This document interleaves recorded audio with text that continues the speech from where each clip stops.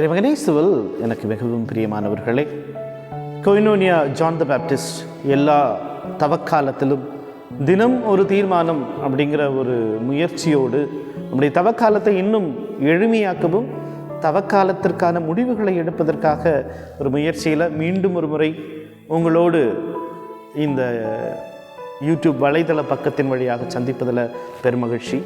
இன்றைக்கி எனக்கு கொடுக்கப்பட்டிருக்கிற தலைப்பு ஒற்றுமையுடன் வாழ தீர்மானிக்கின்றேன். அதில் நான் இறைவார்த்தையாக நான் எடுத்துக்கொள்ள நினைப்பது யோவான் நற்செய்தி 17வது அதிகாரத்தில் இயேசுவினுடைய இறைவேண்டல், இயேசுவினுடைய ஜெபம். அதில் இயேசு இப்படி ஒரு விஷயத்தை சொல்லுவார். யோவான் நற்செய்தி 17வது அதிகாரம் 21வது இறைவசனம். இட் இஸ் அ மோனோலாக்னு சொல்லுவாங்க. அது தன்னைத்தானே பேசிக்கொள்ளுகிற ஒரு மனநிலையில் பேசிக்கொள்ளுகிற ஒரு வசனங்கள் தான் அந்த 17வது அதிகாரம் முழுவதும் வரும். இந்த 17வது அதிகாரத்தில் தந்தையிடம் இயேசு தானாக பேசிக்கொள்ளுகிற ஒரு நிகழ்வு. அதில் 21வது இறைவசனத்தில் இப்படி ஒரு விஷயத்தை சொல்லுவார். எல்லோரும் ஒன்றாய் இருப்பார்களாக. தந்தையே, நீர் என்னுள்ளும் நான் உன்னுள்ளும் இருப்பது போல அவர்களும் ஒன்றாய் இருப்பார்களாக. இதனால் நீரே என்னை அனுப்பினீர் என்று உலகம் நம்பும் அப்படிங்கிற வசனத்தை சொல்லுவார். இந்த உலகம் முழுவதும் ஒன்றாய் இருக்க வேண்டும் என்பது இறைவனுடைய தீர்மானம். அதை நம்ம குறிப்பாக நம்முடைய அந்த நற்கருணை, அதாவது திருப்பலியில் நம்ம அதை பார்க்க முடியும். எங்கே அப்படின்னா, நானும் பிரதராக படிச்சுட்டு இருக்கும்போது ஒரு குருவானவருடைய பெயர் மறந்துட்டேன். ஒரு குருவானவருடைய பிரசங்கத்தில் கேட்ட ஒரு விஷயந்தான். அதை நான் உங்களோடு இந்த நேரத்தில் பகிர்ந்து கொண்டால் நல்லா இருக்கும்னு நினைக்கிறேன். நம்ம உலகின் பாவங்களை போக்கும் இறைவனின் செம்மறியே எங்கள் மேல் இரக்கமாயிரும். இந்த ஜெபத்தை சொல்லும்போது குருவானவர் அந்த அப்பத்தை ரெண்டை பிட்டு அதிலிருந்து ஒரு பீஸ் எடுத்து அதை அந்த கிண்ணத்துக்குள்ளே போடுகிற நிகழ்வை நம்ம பார்த்துருப்போம். ஏன் இப்படி போடுறாரு தெரியுமா? அதனுடைய காரணம் என்ன அப்படின்னா, இதற்கு 2 விஷயம் சொல்லுவாங்க. ஒன்று தியாலஜி, இறையியல். இரண்டாவது வரலாறு. முதல்ல இறையியல் என்ன அப்படின்னு பார்த்தோம்னா, நம்ம நற்கருணை மன்றாட்டி நல்லா பார்த்தோம்னா தெரியும். முதல்ல அப்பத்தை எடுத்து இது என் உடல், ரெண்டாவது ரசத்தை எடுத்து இது என் ரத்தம். எப்போ உடலும் ரத்தமும் ரெண்டாக பிரியுதோ அதோட மரணம் அப்படிங்கிறது அரங்கேறி விடுகிறது. இறந்த இயேசுவை நம்ம உண்ண முடியாது. எனவே அதிலிருந்து ஒரு சின்ன பீஸ் எடுத்து திரும்பி போடும் பொழுது அதுக்கு நமக்கு ஞாபகப்படுத்துவது இயேசு உயிர்த்தார் என்பதை ஞாபகப்படுத்துகிறது. இது இறையியல். ஆனால் இதுக்கு பின்னாடி இதுக்கு ஒரு வரலாறு இருக்கிறது. என்ன வரலாறு அப்படின்னா, முதல் 3 நூற்றாண்டுகள் நமக்கு எல்லாத்துக்கும் தெரியும். அந்த கான்ஸ்டன்டைன் அரசன் மனமாற்றத்திற்கு முன்னாடி திருச்சபை என்பது பெருசாக பரவவே இல்லை. கான்ஸ்டன்டைன் அரசன் மனமாற்றத்திற்கு பிற்பாடு தான் இந்த இன்ஸ்டிடியூஷனல் சர்ச், இன்னைக்கு இருக்கிற ஒரு திருச்சபை என்பது வளர ஆரம்பிக்கின்றது. அப்போ திருத்தந்தைக்கு நிறைய அதிகாரங்கள் என்பது கொடுக்கப்படுகிறது. திருத்தந்தை தான் திருப்பலி நிறைவேற்றுகிற அதிகாரத்தை பெற்றிருக்கிறார். நம்ம எல்லாத்துக்கும் தெரியும், குருக்கள் என்பவர்கள் ஆயருடைய அந்த குருத்துவத்தினுடைய முழுமையில் நாங்கள் பங்கேற்கிறோம். இல்லாமல் அந்த குருத்துவத்தினுடைய முழுமை யார் கையில் இருக்குதுன்னா அது ஆயரிடமும் திருத்தந்தையிடமும் தான் இருக்கிறது. அப்போது ஒரு திருப்பலி வைக்கும் பொழுது இந்த நற்கருணையை ஆசீர்வதிக்கிற அந்த வல்லமை யாரிடம் இருந்ததுன்னா அது திருத்தந்தையிடம், ஆயர்களிடம் மட்டுமே இருந்தது. அப்போது குருக்களும் திருத்தொண்டர்களும் என்ன செஞ்சாங்கன்னா, நற்கருணை டிஸ்ட்ரிபியூட்டர்ஸ் ஆஃப் த கம்யூனியன், அவங்க போய் நற்கருணையை கொடுக்கிற ஒரு விஷயத்தை செய்து கொண்டிருந்தார்கள். திருச்சபை மெதுவாக ரோமையிலிருந்து மற்ற நகரங்களுக்கு பரவ ஆரம்பிக்கின்றது. மற்ற இடங்களுக்கும் நற்செய்தி அறிவிக்கப்படுகிறது. அது கொஞ்சம் கொஞ்சமாக திருச்சபை வளர ஆரம்பிக்கிறது. அப்போது ரோமையில் திருப்பலி நிறைவேற்றி, வத்திக்கானில் திருப்பலி நிறைவேற்றி விட்டு அந்த திருத்தந்தையினுடைய திருப்பலியிலிருந்து அந்த அப்பத்தை எடுத்து மற்ற இடங்களுக்கு போய் நன்மை கொடுத்துட்டு வருவாங்க, அந்த டிஸ்ட்ரிபியூட்டர் ஆஃப் த கம்யூனியன். அதுக்கப்புறம் திருச்சபை இன்னும் வளர ஆரம்பிக்கிறது, போர்கள் ஆரம்பிக்கிறது, இடையில எல்லை பிரச்சனை. அதனால் ஒரு குருவானவர் ஒரு நன்மை எடுத்துட்டு, உதாரணத்துக்கு சொல்லணும்னா, இன்றைக்கி இங்கேருந்து சென்னைக்கு போனோம்னா 3/4 மணி நேரத்தில் சென்னைக்கு போயிடலாம். நமக்கு ஃப்ளைட்ஸ் எல்லாம் இருக்குது. மேக்ஸிமம் ஒரு 1.5 மணி நேரம் நம்ம இங்கேருந்து அங்கே ட்ராவல் பண்ணி ஃப்ளைட் எடுத்து போகிறதுக்கு ஒரு மேக்ஸிமம் 1.5 மணி நேரம். ஆனால் அன்னைக்கு குதிரை எடுத்துகிட்டு இங்கேருந்து கிளம்புனா ஏறக்குறைய 2 மாதம் 3 மாதம் ஆகும். ஏன்னா எல்லா வனங்களையும் கடந்து போக வேண்டும். அதே மாதிரி தான் ரோமையில் குளிர் அதிகமாக இருக்கிற ஒரு பகுதிகள்.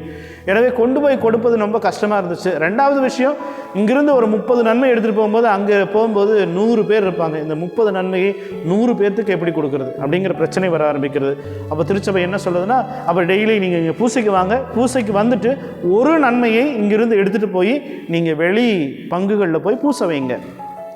பூசை வைக்கும்போது இந்த ஒரு நன்மையை அந்த பாத்திரத்தில் நீங்கள் போட்டு அந்த பூசை வைக்கணும். ப்ரொவைடட் தட் நீங்கள் இந்த திருத்தந்தையினுடைய திருப்பலியிலிருந்து தான் இந்த நற்கருணை எடுத்துகிட்டு போகிறீங்க. அப்போ பூச வைக்கிற அதிகாரம் உண்டு, ஆனால் அந்த நற்கருணை ஒன்று என்பதை அந்த யூனிட்டி இங்கிருந்து தான் எடுத்துகிட்டு போகணும். அதுக்கப்புறம் இன்னும் பிரச்சனைகள் வர ஆரம்பிக்கிறது, அதுவும் ப்ராக்டிக்கலாக பாசிபிள் இல்லை. அப்போ திருச்சபை என்ன சொல்லுச்சுன்னா, நீங்கள் நற்கருணை திருப்பலி நிறைவேற்றும் பொழுது அந்த அப்பத்தை உடைத்து ஒரு சின்ன பீஸ் எடுத்து உள்ளே போடுங்க. அப்போ என்ன அப்படின்னா, நீங்கள் திருத்தந்தையினுடைய திருப்பலியிலிருந்து நீங்கள் எடுத்துகிட்டு வந்தீங்களே ஒரு சின்ன நன்மை, அது இதுன்னு ஞாபகம் வச்சுக்கணும். அதனால் நான் மணல்காட்டிலிருந்து திருப்பலி வைத்தாலும் சரி, அல்லது பாம்புப்பாறையிலிருந்து திருப்பலி வைத்தாலும் சரி, எருத்தேன்பதியிலிருந்து திருப்பலி வைத்தாலும் சரி, நான் தனியாக இல்லை, நாம் தனியாக இல்லை. இங்கே திருப்பலியில் நம்ம பங்கேற்கிற யாரும் தனியாக இல்லை.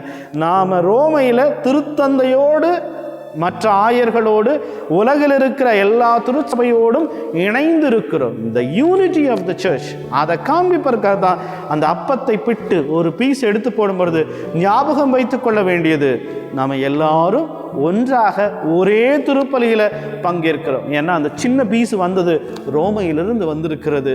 திருத்தந்தையினுடைய திருப்பலியிலிருந்து ஆயர்களோடு இணைந்து அந்த ஒரு சின்ன பீஸ் அப்பத்தை எடுத்து வந்திருக்கிறோம். எவ்வளோ அழகான ஒரு விஷயம். சும்மா அப்பத்தை உடைக்கிறாரு, ஒரு பீஸை போட்டுறாரு அப்படின்னு கிடையாது. அதுக்கு பின்னாடி ஒரு மிகப்பெரிய வரலாற்று உண்மையை திருச்சபை மறைத்து வைத்திருக்கிறது. எனவே நாம் அனைவரும் திருப்பலியில் பங்கேற்கும் பொழுதெல்லாம் உலகளாவிய திருச்சபையினுடைய திருப்பலியில் நம்ம பங்கேற்கிறோம். இன்னொன்று, கத்தோலிக்க திருச்சபையினுடைய அழகு என்பது அங்கே தான் இருக்குது.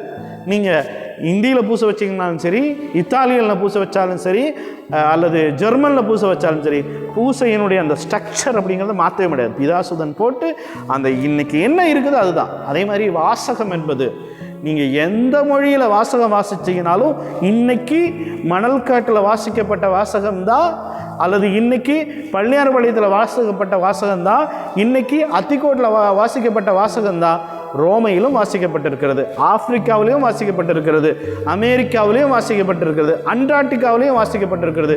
உலகத்தினுடைய கடைக்கோடிக்கு போய் எங்கே பார்த்தீங்கன்னாலும் இன்னைக்கு வாசகம் என்பது மாறவே மாறாது. அன்லஸ் அண்ட் அதர்வைஸ் அங்கே ஒரு திருவிழா கொண்டாடுறாங்க அப்படின்னா ஒரு சின்ன மாற்றம் சரி வேணா அங்கே மாற்றிக்குங்க.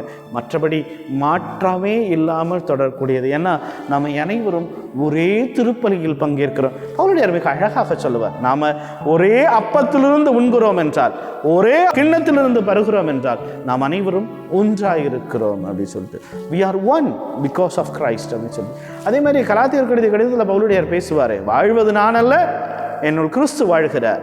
வாழ்வது நான் அல்ல, என்னுள் கிறிஸ்து வாழ்கிறார். ஏன்னா நாம் அந்த அப்பத்திலும் கிண்ணத்திலும் இருந்து பருகுகின்றோம். அதே மாதிரி பவுலுடையார் திரும்பவும் அழகாக ஞாபகப்படுத்துவார். பிலிப்பியர் கடித கடிதம் 4வது அதிகாரம் 13வது இறைவசனத்தில், எனக்கு வலுவூட்டுகிறவரின் துணையை கொண்டு எதையும் செய்ய எனக்கு ஆற்றல் உண்டு. ஏன்னா கடவுள் நம்மோடு இருக்கிறாரு, நாம் எல்லாருமே ஒன்றாக இணைந்திருக்கிறோம். இந்த யூனிட்டி அப்படிங்கிற ஒன்று இன்னைக்கு நிறைய நேரங்களில் சிதைத்துப்பட்டு கொண்டிருக்கிற, ஏதாவது ஒரு காரணத்தை சொல்லி இது சரியில்லை, அது சரியில்லை, அந்த சாமியார் சரியில்லை, இந்த சாமியார் சரியில்லை, அவங்க சொன்னது சரியில்லை, இதுங்க சொன்னது சரியில்லை அப்படின்னு சொல்லி பிளவுகளை ஏற்படுத்துகிற ஒரு மனநிலை என்பது அது சாத்தானுடைய மனநிலை. அது உண்மையாக கிறிஸ்துவத்தினுடைய மனநிலையாக இருக்காது. தவறுகளை இயேசுவும் கண்டிக்கிறார், கண்டிக்காமல் இல்லை, இயேசுவும் தவறுகளை கண்டித்தார். ஆனால் எங்கேயும் அந்த குழு உடைந்து போகாமல் பார்த்து கொள்வது தான் இயேசுவனுடைய மிகப்பெரிய விஷயமாக இருந்தது. தந்தையே நாம் இருவரும் ஒன்றாக இருப்பது போல, அங்கே அதை பயன்படுத்துகிற அந்த ஃப்ரேஸை நம்ம நல்லா பார்க்கணும். யோவான் நற்செய்தி 17வது அதிகாரம் 21வது இறைவசனம், தந்தையே நாம் இருவரும் ஒன்றாக இருப்பது போல. பிரிக்கவே முடியாது, தந்தையும் மகனையும் பிரிக்க முடியாது. ஏன்னா நம்முடைய அந்த ட்ரினிட்டேரியன் கான்செப்ட், அந்த மூவொரு இறைவனுடைய அந்த கான்செப்ட் அப்படிங்கிறதே 3 பேர் 1 அப்படிங்கிறது தான். அதே மாதிரி அப்படின்னு சொல்றார், தந்தையே நாம் இருவரும் ஒன்றாய் இருப்பது போல இவர்களும் ஒன்றாய் இருப்பார்களாக அப்படிங்கிற ஜெபத்தை இயேசு தன்னுடைய முக்கியமான ஜெப நிகழ்வில் சொல்லித் தருகிறார். எனவே இன்னைக்கு ஒரு தீர்மானம் எடுப்போம். பல காரணங்கள், பிரச்சனைகள் எல்லாம் நிறைய இருக்குதுங்க. அவன் கூட சண்டை இருக்குது, அவன் சரியா பேசல, அவனுடைய இது தப்பு, எல்லாமே இருக்குது. ஆனால் நாம் ஒரே அப்பத்திலும் ஒரே கிண்ணத்திலும் இருந்து நாம் பங்கேற்கிறோம். எனவே நாம் அனைவரும் ஒன்றாக இருக்கிறோம் என்ற ஒரு ஞாபகம் வர வேண்டும். இனிமேல் பூசை பார்க்கும்போது ஏன் அப்பத்தை உடைச்சு போடுறாங்க சாமியார் அப்படின்னா, சும்மா ஏதோ உடைச்சு போடுறதுக்காக போடல, அதுக்கு பின்னாடி நாம் எல்லாம் ஒன்றாக இருக்கிறோம் என்ற மாபெரும் உணர்வை நமக்கு தந்துவிட்டு போகிறது. எனவே இந்த தவக்காலத்தில், அதுவும் தவக்காலத்தினுடைய முடிவுக்கு அப்படியே நெருங்கிட்டு இருக்கிறோம். இந்த நேரத்தில் ஒரு தீர்மானம் எடுப்போம். தந்தையே, நீரும் உம் தந்தையும் ஒன்றாயிருப்பது போல எங்களுடைய பிளவுகளை, எங்களுடைய சங்கடங்களை, எங்களுடைய கோபங்களை கடைந்து நாங்களும் ஒன்றாயிருப்போம் என்ற ஒரு தீர்மானத்தை எடுப்போம். அதற்காக சிறப்பாய் ஜெபிப்போம்.